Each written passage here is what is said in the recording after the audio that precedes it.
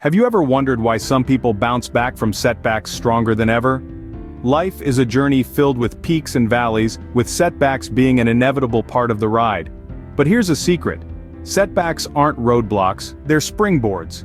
They don't signify the end, rather, they mark the beginning of a comeback. They're not failures, they're opportunities. And these opportunities are what the most successful people in the world seize. Turns out, the most successful people use setbacks as fuel for their comebacks. Consider the story of Thomas Edison, a man whose name is synonymous with innovation.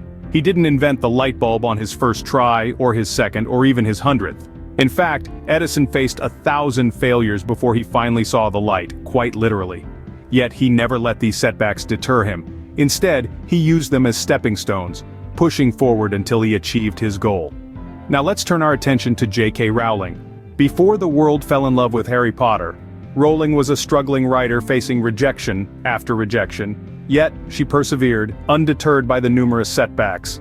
Her determination paid off when Harry Potter became not just a best-selling book series, but a global phenomenon. These are not isolated incidents but patterns that repeat across history.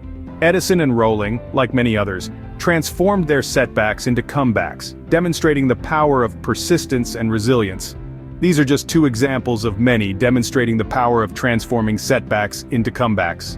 Now imagine applying this mindset to your own life. View each setback not as a stumbling block, but as a stepping stone to success.